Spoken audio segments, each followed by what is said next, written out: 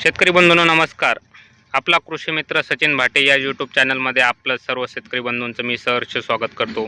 शेतकरी बंधूंनो, अजूनपर्यंत तुम्ही आपल्या यूट्यूब चॅनलला सबस्क्राईब केलं नसेल तर लगेच सबस्क्राईब करा, बेल आयकॉन बटन दाबा आणि व्हिडिओ आवडल्यास नक्की पुढे शेअर करायला विसरू नका. शेतकरी बंधूंनो, आज आपण हळदीच्या प्लॉटमध्ये आलेलो आहोत. तर हळद लागवड करून ही 150 ते 180 दिवस हे हळद लागवड करून झालेले आहेत. तर शेतकरी बंधूंनो, आज 2 डिसेंबर तारीख आहे. तर मोठ्या प्रमाणात शेतकरी बंधूंचे मला फोटो आलेत आणि फोनवर संपर्क झाला. तर शेतकरी बंधूंचं म्हणणं आहे की हळद ही शेंड्याकडून करपत येतेत. नेमकं काय काय प्रॉब्लेम आहे? अन्नद्रव्याची कमतरता आहे की करपा आहे? तर हे शेतकरी बंधूंना लक्षात येत नाही आहे. तर शेतकरी बंधूंना आज आपण या व्हिडिओच्या माध्यमातून ते सांगणार आहे, आपल्या पिकावर शेंडे करपत असतील तर काय उपाययोजना करायला पाहिजे. करपा आहे का अन्नद्रव्य व्यवस्थापन आपलं कुठं कमी पडलेलं आहे, तर ते आपण आज बघणार आहेत. शेतकरी बंधूंनो, आता सध्या मोठ्या प्रमाणात हळदीला हा माल लागायला लागलेला आहे आणि हा पोषणचा कालावधी चालू झालेला आहे. तर मोठ्या प्रमाणामध्ये यंदा पाऊस कमी असल्यामुळं शेतकरी बंधूंना फुटव्यासाठी 1261 सोडलेलं आहे. नंतर 1340-13 हे खत बऱ्याच शेतकरी बंधूंना काही प्रमाणात शेतकऱ्यांनी दिलेलं आहे, काही प्रमाणात शेतकऱ्यांनी हे दिलेलं नाही आहे. तर त्यानंतर 05234 हे माल फुगवण्यासाठी हा एक खताचा ग्रेड असतो.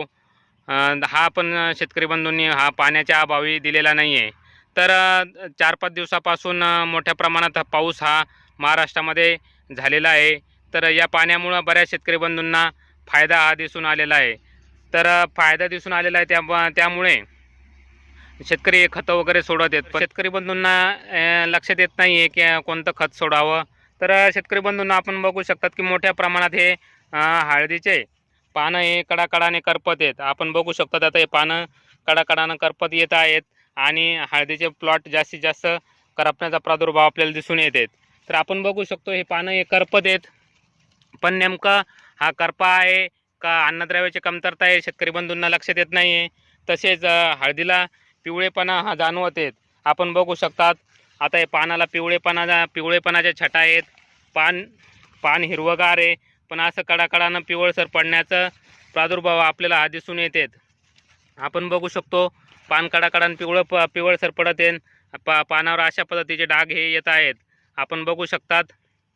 तर शेतकरी बंधूंनो, पानं जर कडाकडानं हे करपत असतील तर फॉस्फरस आणि पोटॅश या अन्नद्रव्याची कमतरता आपल्या पिकामध्ये जाणवत आहेत. फॉस्फरस आणि पोटॅश कमी पडल्यामुळं आपल्याला या पिकामध्ये पानं हे कडाकडाने करपण्याचा प्रादुर्भाव हा दिसून येते. पण शेतकरी बंधूंनो, आपण या पद्धतीने जर आपले असे ठिपके जर पडत असतील, आपण या पानावर बघू शकतात आता हा ठिपका आपल्याला दिसतोय. तर या पद्धतीने जर ठिपके पडत असतील आणि असे जर ठिपके आपल्याला दिसत असतील तर हा करप्याचा प्रादुर्भाव आहे. प्रादुर्भावामुळं हा करप्याचा प्रादुर्भाव येते. तर हे ठिपके सुरुवातीला छोट्या प्रमाणात असतात आणि नंतर मोठ्या प्रमाणात वाढून याचं करप्यामध्ये रूपांतर हे होत असतंय. पानामध्ये काही पानं करपत नाही आहे, पण पिवळसरपणा जाणवत आहेत. तर याला सूक्ष्म अन्नद्रव्याची कमतरता जाणून येते. तसेच आता झिंक, फेरस, तसेच मॅग्नेशियम आणि सल्फर या दुय्यम अन्नद्रव्याची कमतरता या पिकामध्ये दिसून येते. तर शेतकरी बंधूंनो, याच्यासाठी आपल्याला खत नियोजन करायचं आहे. तसेच आपल्याला याच्या करप्यासाठी एक फवारणी करायची आहे. तर नेमकं आता खत कोणतं द्यायला पाहिजे हे आपण आता बघायचं आहे. आपण बघू शकता हे पान आपल्याला पिवळसर जाणवत आहेत, शेंड्याकडून पिवळसर पडतंय आणि नंतर करपण्याचा प्रादुर्भाव हा आपल्याला येतोय. तर आपण याला आता या अवस्थेमध्ये फॉस्फरस आणि पोटॅश या 2 अन्नद्रव्याची कमतरता ही जाणवते. तसेच मॅग्नेशियम, सल्फर आणि फेरस, झिंक या अन्नद्रव्याची कमतरतासुद्धा या अवस्थेमध्ये पिकालाही जाणवत असते.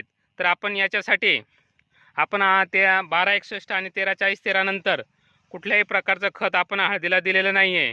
त्यामुळं आपण याला अगोदर 05234 हे 5 किलो एका एकरसाठी, तसेच ग्रोजिओमिक्स हे लिक्विड स्वरूपातील मायक्रोन्यूट्रंट आहे हे 2.5 लिटर आणि त्याच्यासोबत मॅग्नेशियम सल्फेट हे 5 किलो या पद्धतीने आपल्याला 2 डोस करून घ्यायचे.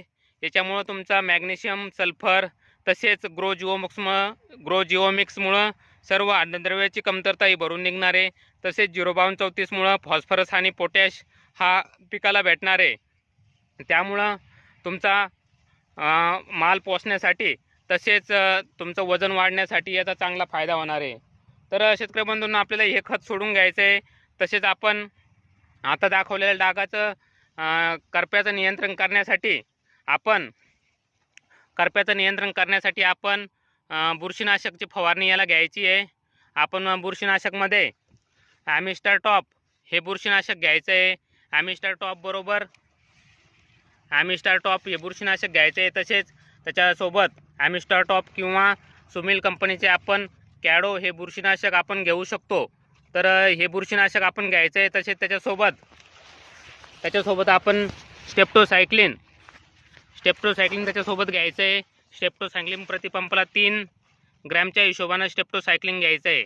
आणि कॅडो किंवा ॲमिस्टर टॉप किंवा नेटिओ अशा बुरशीनाशकाची फवारणी आपण ही घ्यायची आहे। आणि त्याच्यासोबत आपण ग्रो पॉवर मिक्स चिलेटेड स्वरूपातील मायक्रोन्यूट्रन त्याच्यासोबत 30 ग्रॅम घ्यायचं आहे। अशा पद्धतीने आपण ही फवारणी घ्यायची आहे। आणि खतामध्ये मी सांगितल्या पद्धतीनं डोस आपण 2दा डोस करायचा आहे। या पद्धतीने आपण नियोजन करायचं आहे। शेतकरी बंधूंनो, आता आपण या अवस्थेमध्ये हळदीची कशा पद्धतीने काळजी घ्यायला पाहिजे आता आपण बघू शकतो। मोठ्या प्रमाणात हा माल लागलेला आहे। तर अशा पद्धतीने कंद जर आपले उघडे पडत असतील तर हे कंद आपल्याला झाकून घेणं गरजेचं आहे। काही झाडावर आपल्याला मोठ्या प्रमाणात करप्याचा प्रादुर्भाव दिसत असेल, बाकीचे झाडं चांगले असतील आणि एखादं झाड जर करप्याचा प्रादुर्भाव दिसत असेल तर आता आपण हे झाड बघू शकतो। या झाडावर करप्याचा प्रादुर्भाव आहे। हे झाड आपण बघू शकतो। तर या बेण्यामध्ये भेसळ ही आलेली आहे। आपण जे मसळी बेणं म्हणतो त्या बेण्यामध्ये भेसळ असल्यामुळं या झाडाला माल हा जास्त प्रमाणात लागतोय आणि हे झाड करपण्याचा प्रादुर्भाव आपल्याला दिसून येतोय। तर हे पुढच्या वर्षी आपण जर हळद लावणार असाल तर अशा लांबट पानाचं बेणं हे आपल्या शेतामध्ये ठेवू नये किंवा हे बाजूला काढून घेण्यात यावं, ज्यामुळे आपल्या पिकामध्ये भेसळी होणार नाही आहे आणि आपलं निरोगी बेणं हे आपल्याला मिळणार आहेत।